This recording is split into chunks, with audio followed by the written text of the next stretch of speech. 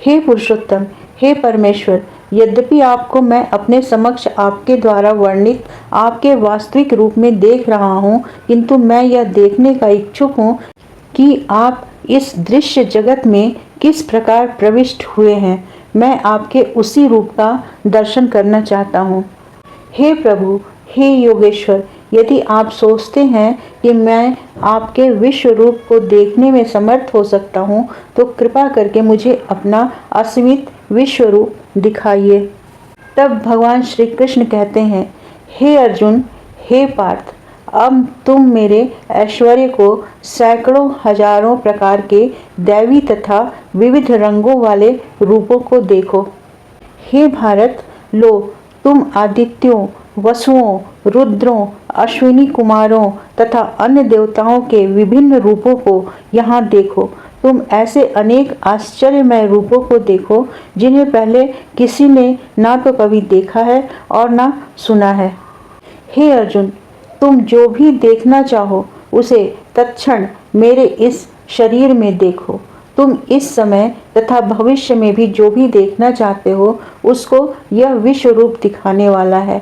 यहाँ एक ही स्थान पर चर अचल सब कुछ है, किंतु तुम मुझे अपनी इन आँखों से नहीं देख सकते, अतः मैं तुम्हें दिव्य दृष्टि दे रहा हूँ। अब मेरे योग ऐश्वर्य को देखो। संजय कहते हैं, हे राजा, इस प्रकार ऐसा कहकर महायोगेश्वर भगवान ने अर्जुन को अपना विश्व रूप दर्शन कराया।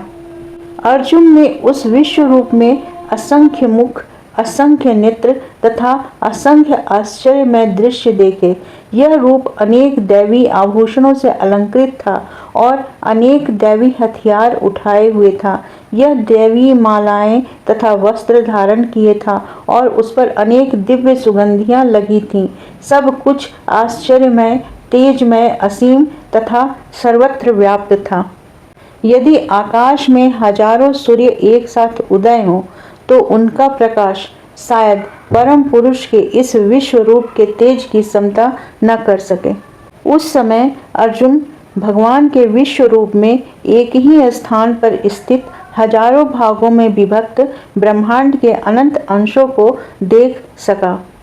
तब मोहग्रस्त एवं आश्चर्यचकित रोमांचित हुए अर्जुन ने प्रणाम करने के लिए मस्तक झुकाया और हाथ जोड़कर भगवान से प्रार्थना करने लगा।